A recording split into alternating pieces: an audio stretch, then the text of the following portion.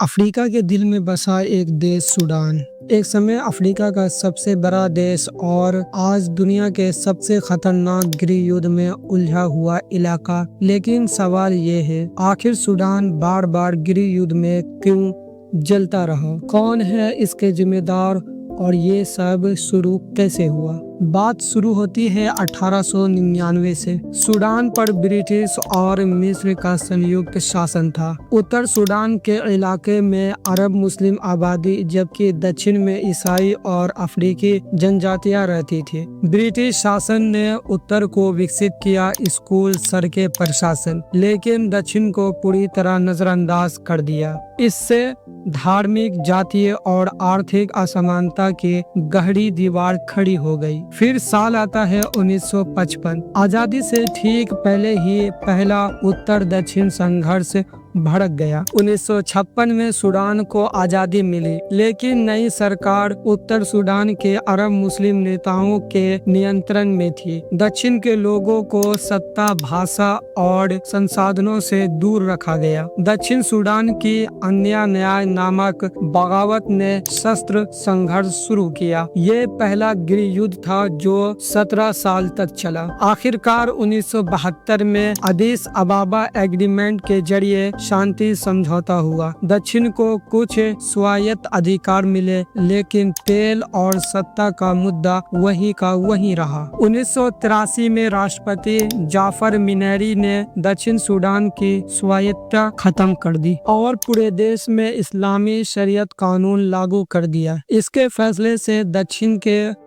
ईसाई और जनजातीय समुदायों में भारी नाराजगी फैल गई। यही बना दूसरा गृह युद्ध का कारण।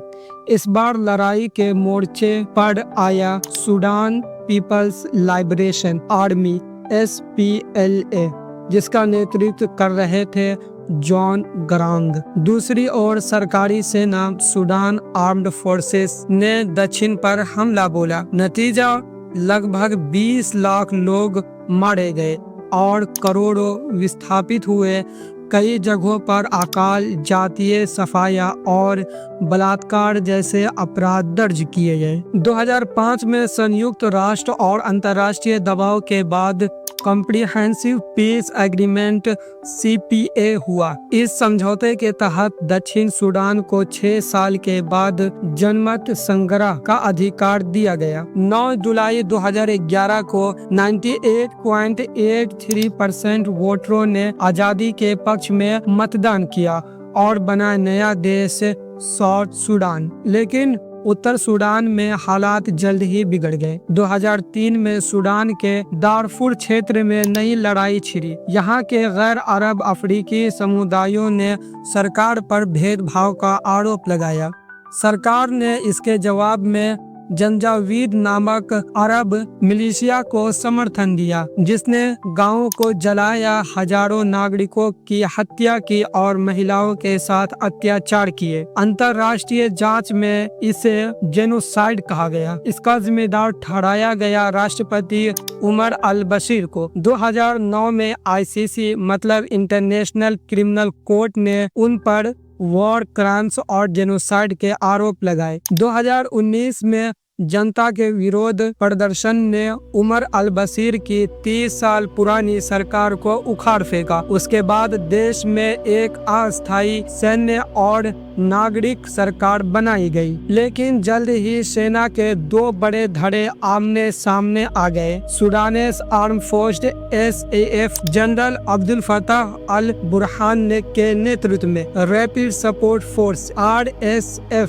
जनरल मोहम्मद हमदान डगालो के नेतृत्व में। RSF वही पुरानी जंजावीद ग्रुप था जो अब एक शक्तिशाली अर्धसैनिक संगठन बन चुका था। अप्रैल 2023 RSF और SAF के बीच शक्ति साझा समझौते पर विवाद भड़क गया। मुद्दा था RSF को सेना में कैसे शामिल किया जाए और कौन बनेगा देश का सर्वोच्च सैन्य प्रमुख। 15 अप्रैल 2023 को खार्तूम में दोनों के बीच सीधी झड़प शुरू हो गई और सूडान एक बार फिर सिविल वॉर में डूब गया। अब तक हजारों लोग मारे जा चुके हैं, लाखों अपने घर छोड़ चुके हैं। संयुक्त राष्ट्र के मुताबिक यह दुनिया का सबसे भीषण मानवीय लिए संकट बन चुका है। भोजन, पानी और दवाओं की भारी कमी है। सैकड़ों बच्चे कुपोषण से मर रहे हैं। कई शहर पूरी तरह तबाह हो चुके हैं। कभी अफ्रीका की उम्मीद कहा जाने वाला सूडान आज खून, भूख और सत्ता की लड़ाई का प्रतीक बन गया है। सूडान का इतिहास बताता है कि जब सत्ता कुछ लोगों के हाथ में सिमट जाती है और धर्म, जाति व संसाधन राजनीति का हिस्सा बन जाते हैं तो देश की जड़ें ही हिल जाती है। 1955 से लेकर के आज तक सूडान 3 बड़े गृह युद्ध से गुजर चुका है, लेकिन शांति अब भी एक सपना है। सूडान एक जमीन जो आजादी तो पा गई, लेकिन अमन खो बैठी।